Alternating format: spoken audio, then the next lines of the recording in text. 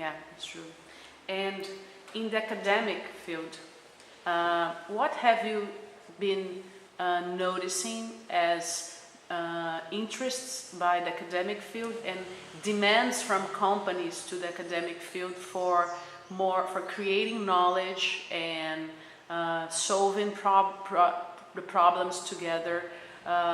What are the major universities that has already been working CSR worldwide?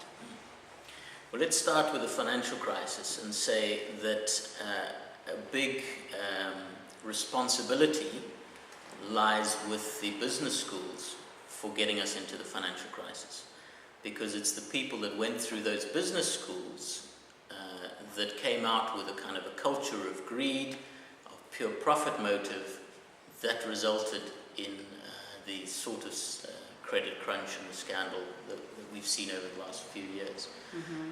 Now, business schools are starting to realize that. So you take Harvard Business School as an example.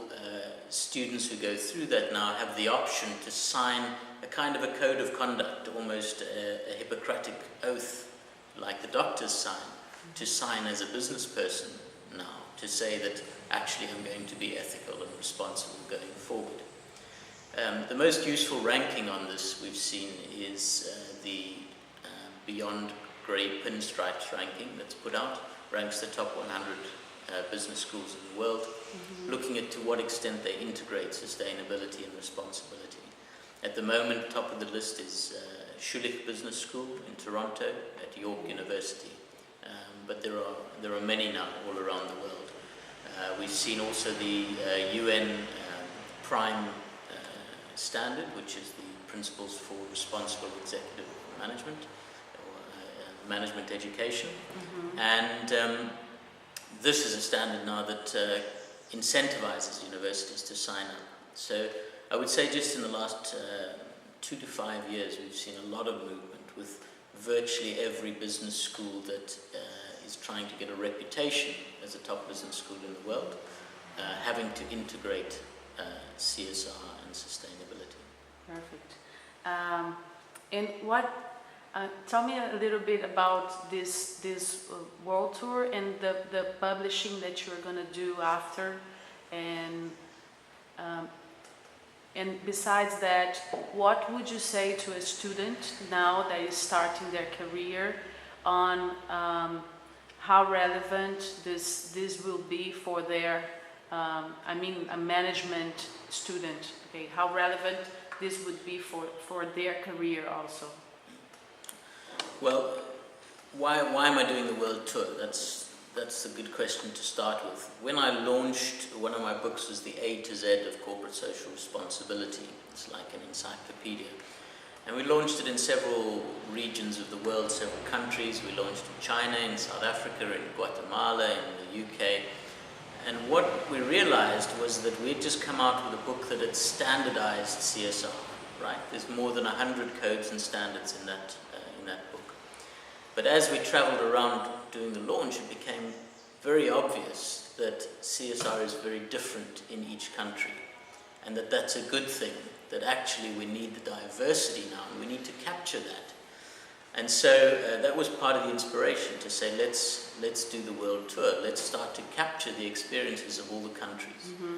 And we're doing that in 2 ways. One is the World Guide to CSR, which is a book that's just come out that I've done.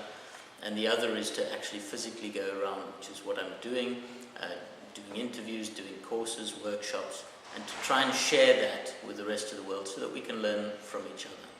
Because I believe one of the principles of CSR 2.0 is glocality, right? You've got to have the global principles, but the local context. You've got to respond to the needs of the society that you're in. Mm-hmm. As to what I would say to prospective students, I suppose it's got to the stage where you've got to just say, do they want to be part of the problem or part of the solution? And at the moment, if we're honest with ourselves, most businesses have been part of the problem. Possibly even all businesses. Even the most progressive businesses like, let's say, Interface, a carpet company in the US, Ray Anderson still believes that they are part of the problem and haven't yet reached a truly sustainable company. They're aiming for that by 2020. to become a company that actually takes away nothing from society, that puts back more than it takes. This is a huge challenge because at the moment our capitalist system is not set up that way. It's set up to reward short-term gains. It's set up to allow companies to externalize their costs or their impacts on society. This is all going to change in the next 20 years. And so if you're a student going out into the world, you've got to say which side of history do you want to be on? Do you want to be on the side that was part of the solution or the side that was part of the problem? Perfect. I would like to thank you very much for your visit, for sharing with us your ideas, and it's really an opportunity to have been part of this world tour with you, and let's make this happen. We're creating more knowledge about this, and thank you very much. Thank you, and congratulations on your Instituto Pares. It's a very good initiative. Thank you.